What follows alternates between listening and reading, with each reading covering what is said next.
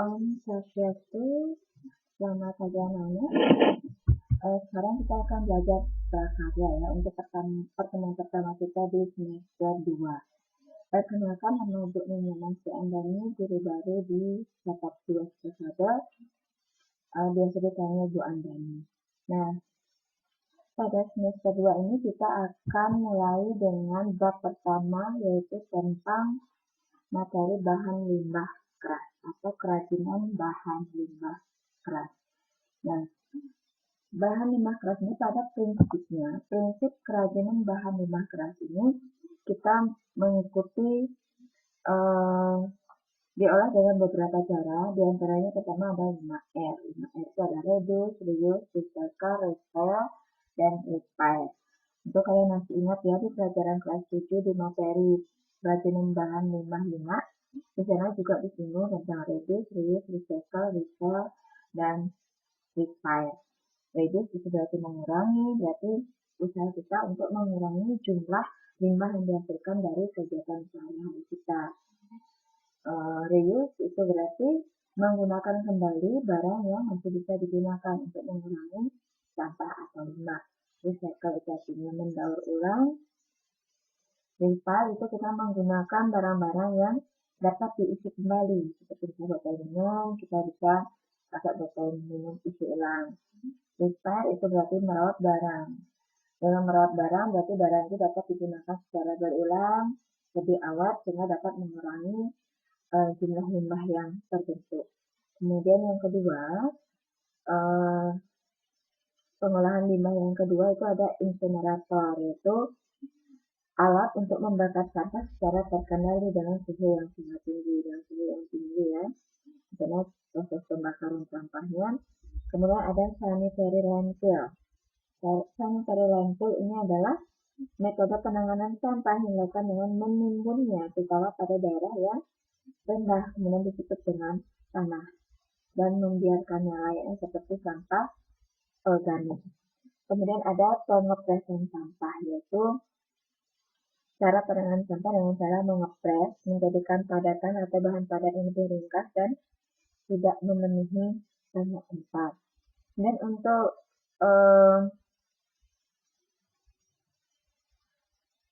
prinsip pengolahan bahan limbah keras menjadi kerajinan itu bisa kalian simak di halaman 4 buku LKS-nya. Di sana ada bagiannya kerajinan limbah keras. Nah, pada prinsipnya yang perlu diperhatikan adalah kebermanfaat dalam proses pengolahan limbah menjadi limbah keras ini menjadi bahan-bahan kerajinan. Itu pada prinsipnya hal yang diperhatikan adalah kebermanfaatan produk, unsur estetikanya atau keindahannya, serta unsur ergonomis kerajinan, yaitu dilihat dari keamanannya, kenyamanannya, dan keluasannya. Nah, kemudian untuk prinsip dalam pengolahan limbah ya, tadi sudah ada kebermanfaatan produk, unsur estetikanya, ergonomisnya, sudah. Kemudian untuk selanjutnya, limbah keras. Limbah keras itu kita kategorikan menjadi dua ya, ada limbah organik dan limbah anorganik. Limbah organik ini adalah limbah yang berasal dari alam. Sifatnya keras, padat, dan membutuhkan waktu yang lama untuk terurai di dalam tanah. Contoh limbah-limbah organik yang bisa kita manfaatkan dalam proses kerajinan atau kita olah menjadi kerajinan yang menarik itu adalah cangkang kerang, susu ikan, tulang, dan tempurung kelapa. Nah, sedangkan limbah anorganik ini adalah limbah yang berwujud keras, padat, sangat sulit atau bahkan tidak dapat diuraikan. Contohnya misalnya plastik tebal, pecahan keramik, pecahan kaca, karet, kain bekas, botol bekas, dan logam.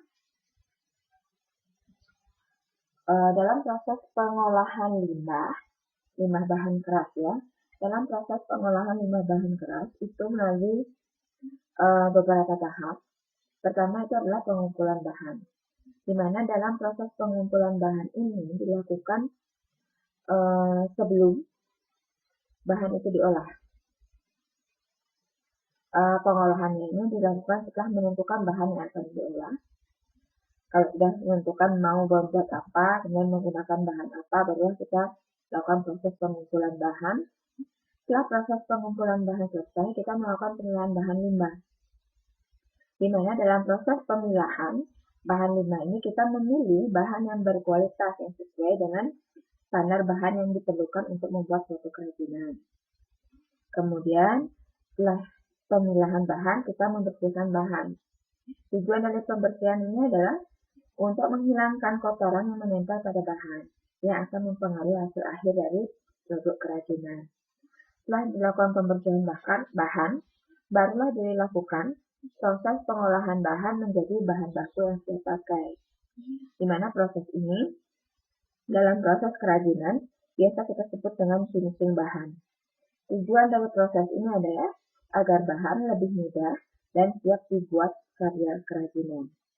Itu ya untuk pengolahan dari bahan-bahan kerajinan berbahan limbah keras. Kemudian kerajinan bahan limbah keras organik. Contoh-contoh dari kerajinan limbah keras organik itu seperti kerajinan cangkang telur, kulit kerang, kerajinan susu ikan, dan kerajinan tempurung kelapa.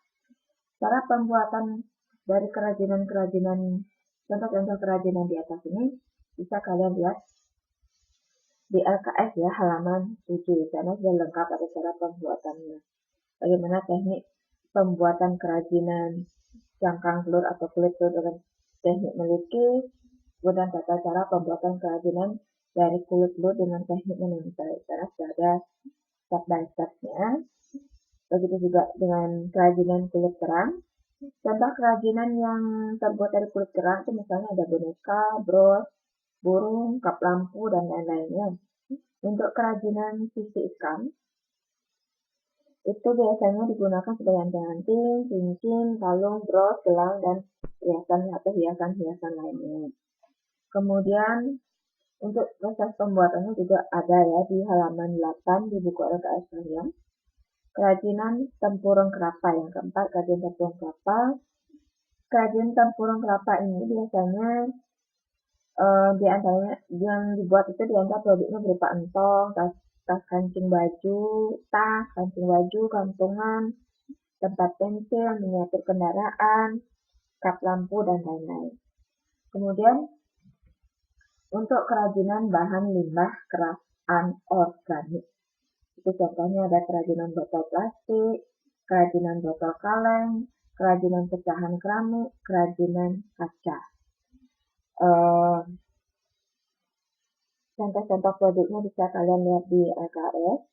Untuk limbah keramiknya, ini merupakan salah satu pemanfaatan kerajinan limbah keramik itu adalah pembuatan mozaik ya. Di mana mozaik ini adalah karya seni yang dibuat menggunakan kaca atau ubi keramik dan net atau semen instan untuk menciptakan gambar tertentu. Itu menggunakan pecahan keramik. Di buku LKS juga sudah dijelaskan cara pembuatannya. Ini ada kerajinan kaca. Kerajinan kaca ini biasa menggunakan limbah kaca yang dilakukan adalah dengan cara membuat kaca patri atau hiasan dari kaca atau melebur pecahan kaca ini dengan panas yang tinggi, kemudian dibuat kerajinan yang baru sesuai dengan kehendak kita. Nah itu untuk materinya. Nah ini adalah contoh-contoh produk dari olahan bahan-bahan organik dan anorganik ya. Ada botol bekas, ada contoh produk kerajinan menggunakan kayu, potongan bambu, dan tempurung kelapa. Itu contoh-contoh produknya.